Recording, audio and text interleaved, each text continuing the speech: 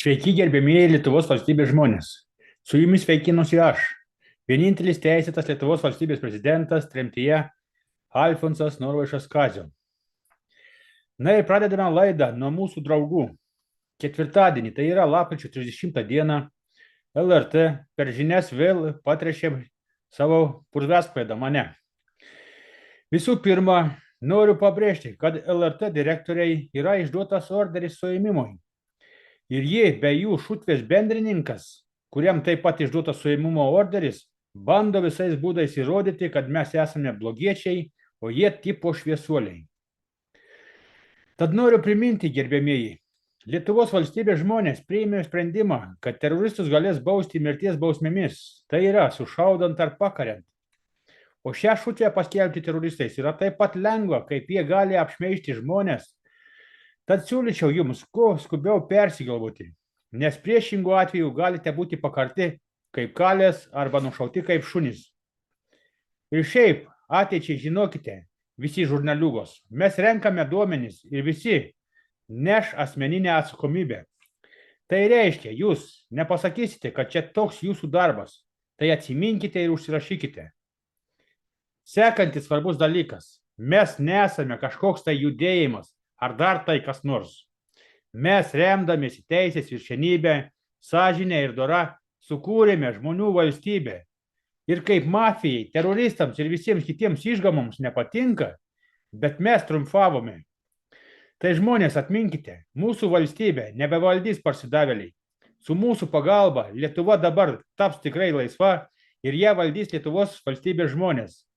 Nebebus daugiau jokių tarpininkų, tipo Seimo narių, ar dar kitokio plauko veikėjų. Dėl darbo noriu pasakyti paprastą dalyką. Jų pasamdytas žmogus pas mus nedirbo. Mes aiškiai deklaruojame, kad darbus pradėsime nuo kovo mėnesio.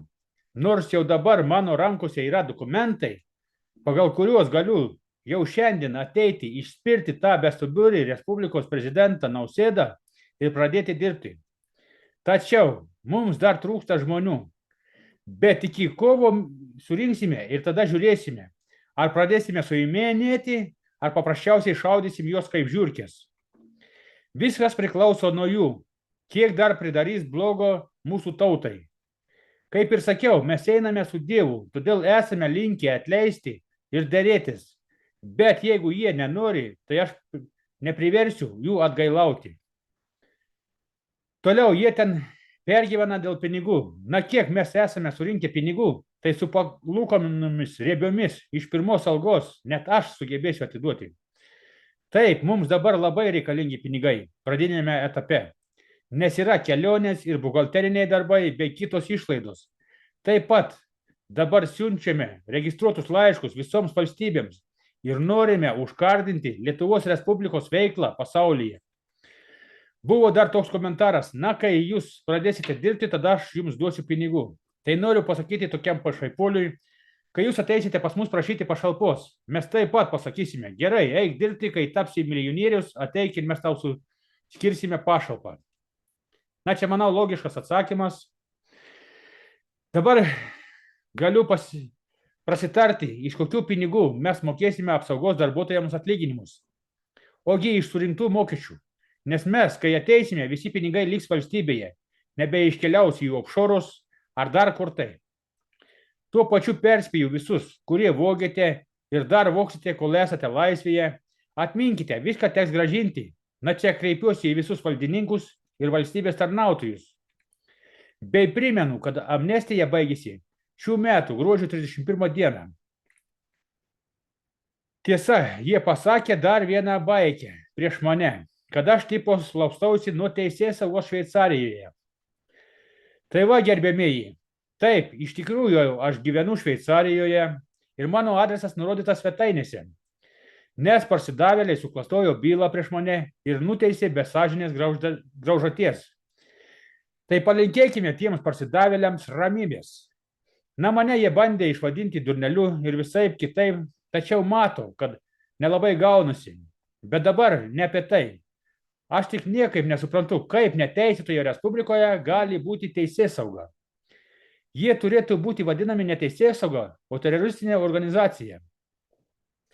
Na ir kadangi jau prakalbame apie teroristinę policiją ir teisėsaugą, tai greičiausiai nuo gruodžio 8 dienos jiems bus atimtos teisės veikti Lietuvos teritorijoje.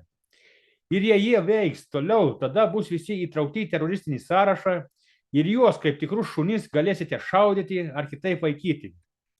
Nesupykite žmonės, bet turi prasidėti sumaištis, kad galėtume įvesti tvarką. Ir jei mes leisime toliau teroristų gaujai veikti Lietuvos teritorijoje, tai greitų laikų ne tik, kad mūsų nebeliks, bet ir mūsų tautos, kaip tokios tai lietuvių nebeliks. Todėl linkiu visiems kantrybės šiame išprotėjusiame pasaulyje. Nebeilgai liko laukti, mes visai čia pat. O žmonės, kurie mato ir tiki mūsų šviesia ateitimi, tikrai mums dabar labai reikalinga finansinė pagalba, kurią mes gražinsime kiekvienam su procentais.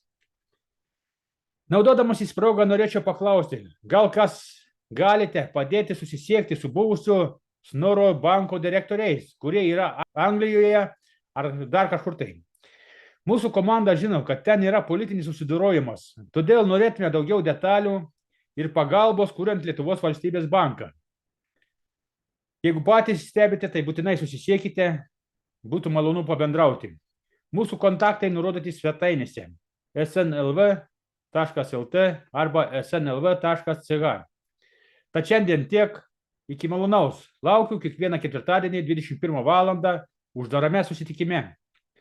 Te padeda mums Dievas. Viso gero.